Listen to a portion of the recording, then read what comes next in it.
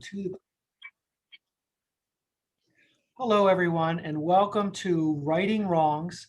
My name is William L. Myers Jr., and this is an Authors on the Air global radio broadcast. Today, I have the honor and the pleasure of interviewing Hilary Davidson. We're going to talk about writing. We're going to talk about her latest novel, Her Last Breath, which I just completed last night and absolutely loved it. For those few of you who don't know Hilary, Hilary is a two-time Anthony Award winner. She's the author of the Lily Moore series. She's the author of the Shadows of New York series, and she's written several best-selling standalone novels. Hilary, welcome to the show. Thank you, Bill. It's so good to be back with you. I know this is a lot of fun. So I know that you started out as a journalist. And for the people who don't already know how you made that transition, will you talk about how you went from being a journalist to a fiction writer? Sure. Yeah, it's actually kind of a funny transition because as a travel journalist, I had several regular gigs for about 10 years. I was a guidebook author for Frommer's Travel Guide, and I was also the honeymoon columnist for Martha Stewart Weddings, which is something that make people who know the crime writing Hilary laugh, because I was writing all of these happy honeymoon stories, family travel stories, business travel stories. And really, in the back of my mind, I was sort of collecting all of these great settings and kind of dark anecdotes, things that I could never use in my writing, sort of like the happy travel writing. And they intersected in an interesting way because when I started writing, I started out with short stories. And I set several of them in these sort of destinations that I loved. My way of showing appreciation for a place was basically killing a fictional person there. But some of it actually came out of, stories that I heard about a person who had gone missing, while traveling.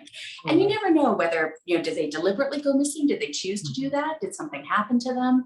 Right. Also, I love the idea that people often become different people when they're on the road. One of the things that always fascinated me was how people will behave in a different way. They're in a hotel, they feel kind of anonymous. Maybe they'll be meeting someone that they wouldn't normally see in their regular life. And sort of, there are all of these kinds of like secret interludes and things that are going on. And like I say, none of this was stuff that went into my travel writing. So all of it actually kind of segued into, I put my dark side down on the page, Right. but it had to go into fiction. Right. So can I ask you, did you become a different person when you were out traveling? Not really. I mean, that's the thing that's really funny. I joked for a long time that I was actually the most boring travel writer on the planet because the way I got into travel writing wasn't doing exotic travel at all. I got into it by pitching stories about my hometown. I'm from Toronto originally, Right. and Toronto is an amazing city with a great food scene, great art, but one of those cities that people hear about, but they don't visit, they don't know it. So I actually, for the first 2 or 3 years of travel writing, didn't go anywhere. It was just writing about the place that I knew, better than anywhere else. Okay. Well, let's talk a little bit about writing fiction, before we get into Her Last Breath. I know that you've written both series and standalone, and I wonder if you could talk to us a little bit about the different challenges in writing a series compared to a standalone, and maybe vice versa.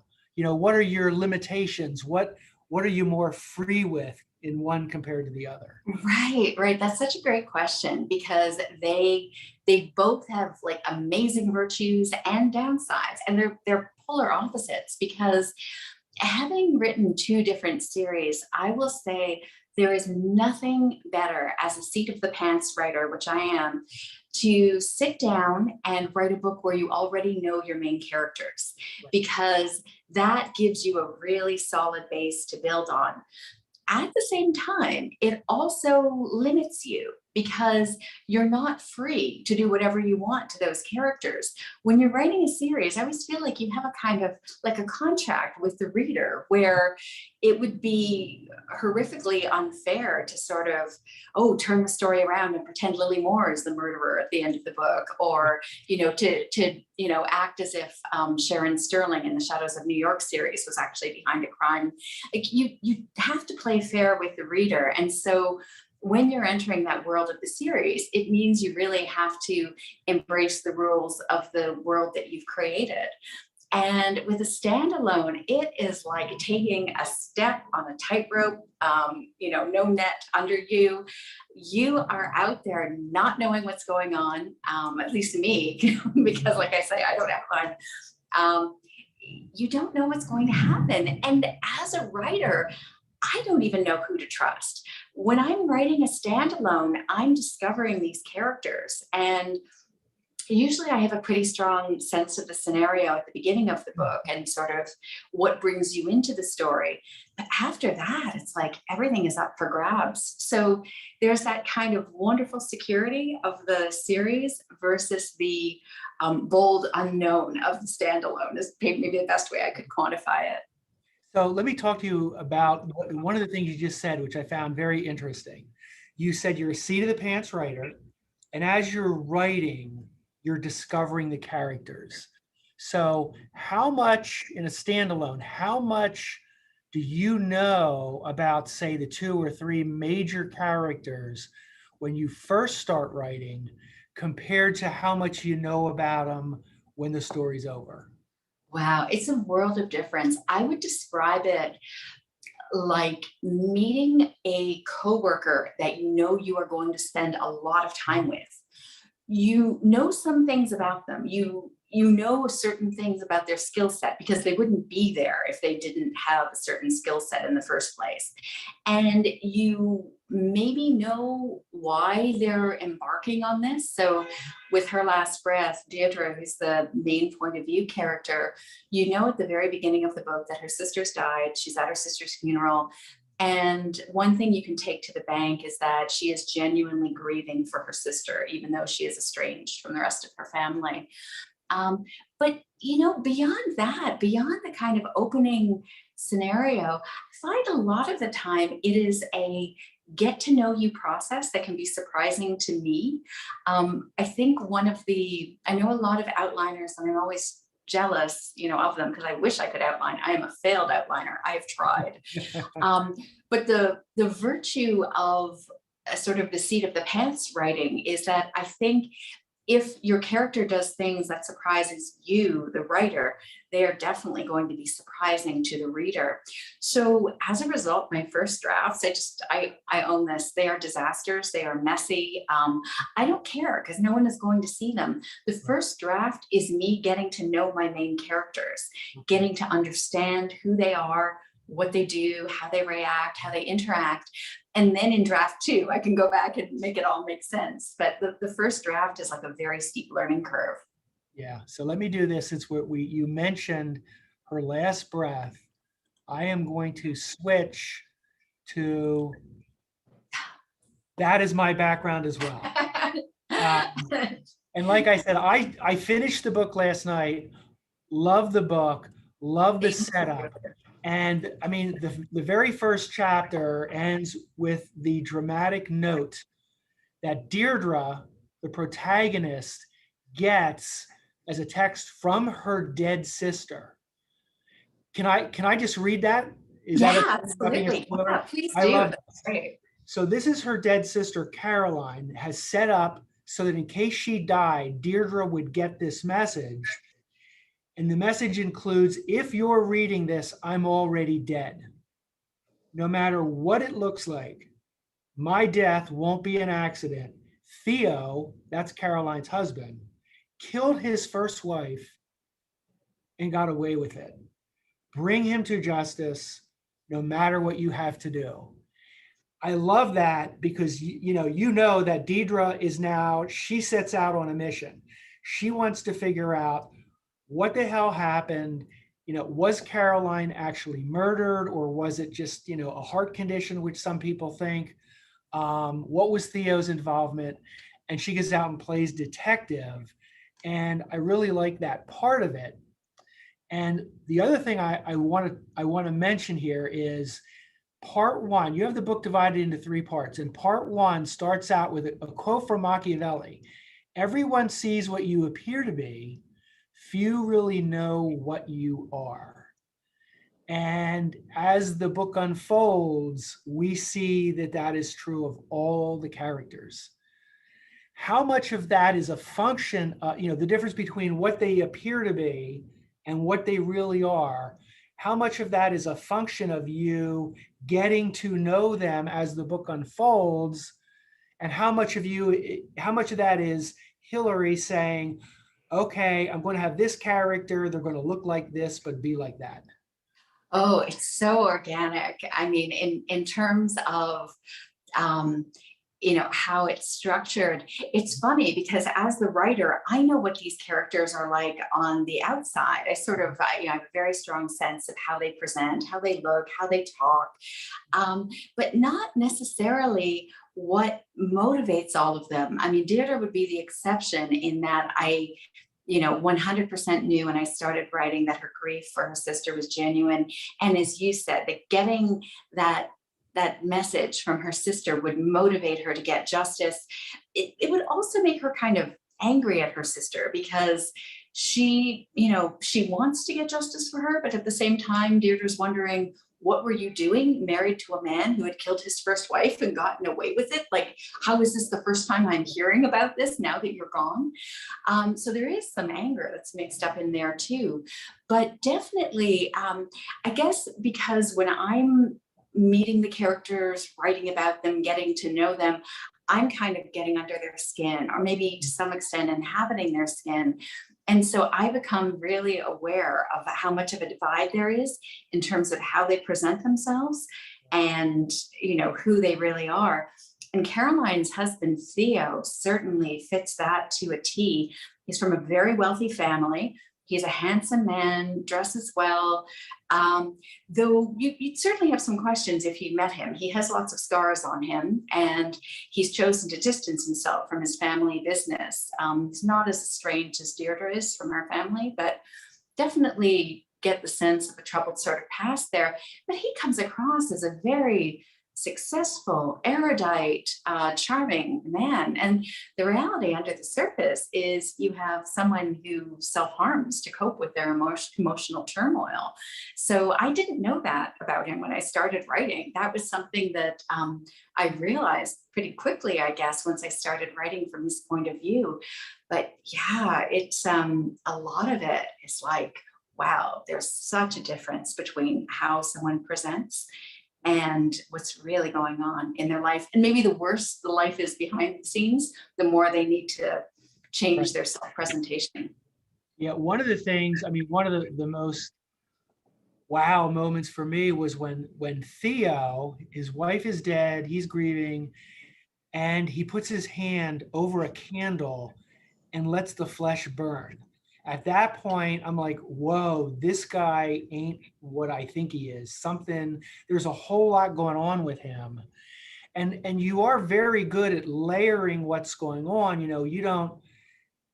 You find out a little bit more about Theo and a little bit more and a little bit more, the same way you do about Caroline, the same way you do about Deirdre, so that all these layers of complexity, they're not like thrown right at the reader. The reader kind of discovers it as the story goes on. One of the things that I like was the difference, at least on the surface, between Deirdre and Caroline. Deirdre, everything she wears is black. She has tattoos. She's the dark horse in the family. Caroline was the perfect girl, sunshine, philanthropist, sunny personality. She's the head of PR at the Thraxton International, the big family business. Did the contrast or the apparent contrast between the two of these characters, is that something that you just kind of found out over time, or did you always plan at least a little bit on having Caroline and Deirdre seem to be polar opposites? Oh, I think from the beginning, I kind of envisioned them as polar opposites, that they would look very different, that Deirdre is very sort of tough self-presentation, where she's all, like you say, tattoos and, dark clothes and, maybe leather, whereas Caroline sort of radiated sunshine. I think the discovery to me was more about how there were similarities under the surface that neither of them ever acknowledged. And you kind of get this hinted at early on. Caroline was a journalist before she married her husband. That was how they met. She wrote a profile of him. And she doesn't tell Deirdre a lot, but there are references to these scars, and there's this kind of gothic sense almost that Caroline might have a dark side that she can't acknowledge herself, but that she sort of gravitates to other people who more maybe externally manifest that dark side. And so there's this sense of, she's like the fairy princess, but even the fairy princess has the dark side, and Deirdre, for all of her darkness, for all that she's estranged from her family, there is still like a very caring, warm, nurturing soul in there, even though she probably punched me, for saying that about her. That's not the kind of thing she'd want going around about her. But there's definitely that duality in both of the characters. Yeah, and with Deirdre, I mean, the thing that you do, you get this surface hardness and cynicism, but the whole book is she's trying to do the right thing here. She's really trying to get justice for her sister, find out what really happened. So even though she's rough on the inside, she's a justice seeker. So she's ultimately a force for good. Let me talk for a minute about Theo, Caroline's husband. He has, this horrible secret that he is sitting on top of that has driven him his entire life, caused him to self-harm, ultimately affects his relationship with his wife. But as the book progresses, I won't spoil it, you learn some things about that secret, and you learn about deceit and the powerful role that a toxic person in a family who wants to manipulate others in the family and is willing to use deceit to do it, how much damage they can do. And that really, for me, brought an added depth to the story, and brought surprises as well. I'm glad. So now why don't you tell us a little bit about Julia? I love Julia, the character Julia, Theo's sister. Man, what a bitch. I loved her. She was a delight to write, I'm going to be honest. So I guess I backtrack slightly, and I'll just say, so in terms of keeping family secrets, because family secrets are so key in this book, I would say that both Deirdre and Caroline's family, growing up, there was abuse in the family, and that was primarily their father beating their mother, which is, the reason why Deirdre is estranged now from her father. Her mother has since passed away. And on the Thraston side, in this wealthy family, you didn't have physical abuse, but you certainly had emotional abuse, gaslighting, manipulation, kind of the idea that I want you to play this role. I want you to present perfection to the world because you represent me.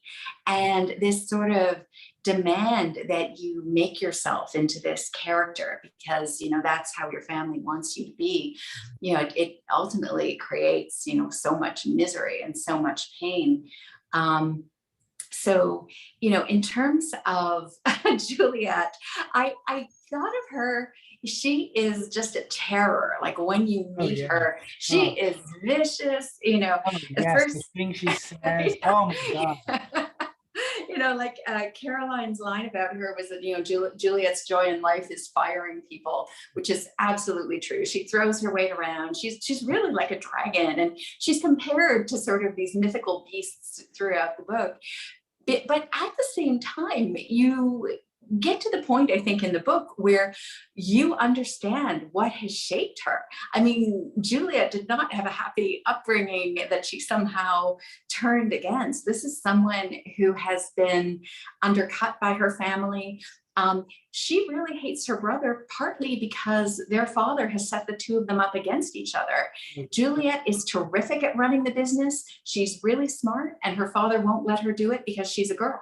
Like, it is just, and the son who doesn't want anything to do with the business, the father keeps trying to woo him back to the business and will do anything to get him involved. So there's a lot of this kind of toxicity in the relationship that Juliet and Theo aren't even responsible for. It's been sort of them pitted against each other from the time they were young. Yeah, and all of that, brings up the theme of, you have these flawed people, and some of them seem so bad, just rotten. But there's a reason for it, and it's pulling the layers off the characters as you learn their backstory, that you do understand. For example, with Julia, with Theo, with all of them, really, how they ended up this way.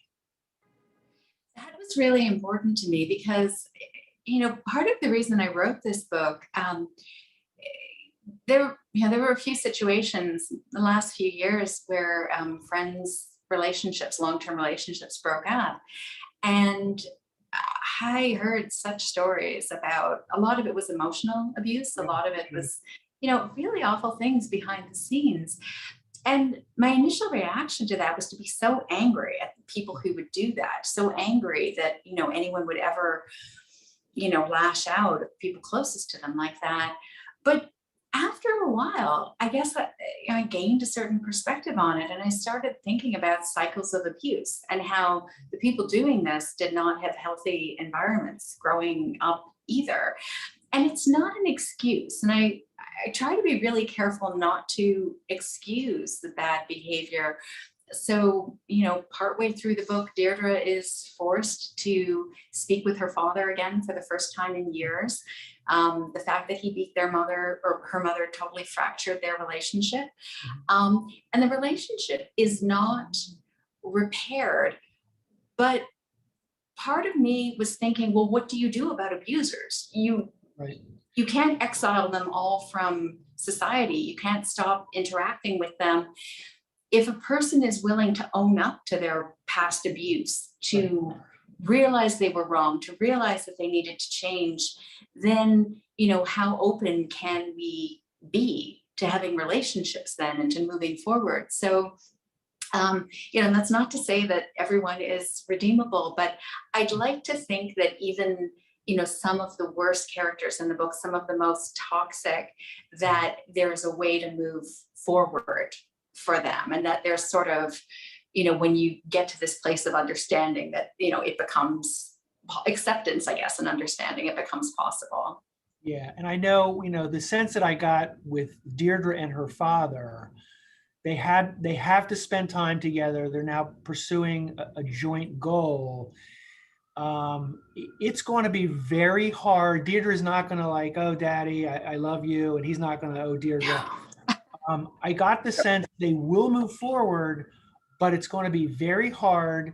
And there will always be kind of that limit to how much either one is going to be able to open up to the other one. I think that's a really fair perspective. I think that's, how I felt about it emotionally. I didn't want an ending to the book that would be, neat and tidy and everything solved, because things like that are not going to be solved. It's a process. It's always going to be a process, and you're on a continuum with it. And, like, how far do you move along? But I think one of the beautiful things about both of those characters, Deirdre has such a hard shell around her, and so does her father, or at least he did. He's certainly opened up and changed. But I guess I wanted, Deirdre's shell to sort of crack open that bit, because she's limited. Her life, her ability to trust people is limited, largely because of what happened in her family growing up. And I hope that she doesn't live the rest of her life like that. I think that maybe by opening up a little bit and letting that light in, that, it sort of hints that, she's not going to stop being tough, but that there are, more positive changes ahead for her. Yeah, and one of the things that I want to point out was that even though Deirdre is somewhat, you know, somewhat broken a little bit because of what's going on in her life, she's strong. She's a strong female character. What, what hurt her kind of closed her off a little bit, but it didn't make her weaker. It didn't make Yeah. her, this shrinking violet. I think it just made her more aware, but you can tell she is a very strong person. Yeah, absolutely. I think in her mind, she had to become tough because she was going to have to look out for herself. She wasn't going to be able to rely on other people. And so it made it almost like a mission for her to be really tough. She's not someone who can ask for help, that for her, that's just sort of like the toughest thing to do. But she absolutely is great at standing up for herself, holding her ground, going after what she needs to go after. There was no putting her off. She's not going to be put back by a refusal. She's going to keep coming at you. So she is a very tough character that way. She is, and she's a great character. So what I'm going to do is I'm going to end the discussion of the book with the quote from Nietzsche that's at the beginning of part 3. He who fights with monsters should be careful lest he thereby become a monster. And if you gaze long into an abyss, the abyss will gaze into you. That's scary. Yeah. But I think it's appropriate to the book because there are real monsters in this book. And the people who are trying to, seek justice are having to fight these monsters. And they also, as part of that, have to look into the abyss. They have to look into themselves and their own dark pasts. And so I think you pick great, perfectly appropriate quotes for each of the 3 sections of the book. That's so great. It's funny because that's something I read years ago and it always stayed with me. I Yeah. loved it so much. And I've kind of, I guess, given a lot of thought to this. And I would describe it as, the road to hell is paved with good intentions. And not to give any spoilers about late in the book, but there's a point where Deirdre has a really important choice to make, where someone presents her with the option of basically getting revenge for what was done to her sister if she will take this, very dark step. And that was sort of, to me, really resonated with this idea that even if you start out with the best of intentions, this desire for justice, all it takes is a bad choice and you could become the kind of monster that you're seeking to root out. So yeah, so I felt like that hit home very hard. That was I thought it was great. So what I'm going to do now, Hilary, is I will wrap this up. Let me just get the right background here real quick. There. You're Okay. great at navigating this. Whenever I've tried to do this with Zoom, it's just all bad. I'm very impressed. Believe me, it's a disaster more often than not. Anyway, so everybody who's been watching, you have been watching Righting Wrongs. I'm Bill Myers. I've been interviewing Hilary Davidson, actually just having a conversation with her. We talked about writing in general. We talked about her book, Her Last Breath, which is her latest book, which I just read and I loved.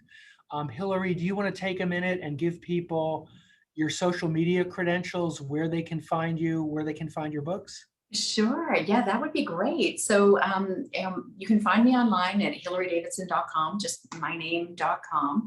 I've been doing events, and if you are interested in seeing them, there's actually a part of my website where you can stream all of these lovely events I've been doing with bookstores like The Poison Pen, Murdered by the Book, Q and Willow, Ben McNally Books. And I've got links also to my social media on Twitter and Instagram and Facebook. So literally hilarydavidson.com is almost like your one-stop shopping for all of that. So thank you. All right. And thank you. This is William L. Myers Jr. My credentials are behind me. Hilary, thanks for taking the time to do this with me today. I know you're busy out promoting the book. Thank And you so much. It's such a pleasure. all right, thank you, and we will talk again. Okay, that would be great. Thanks.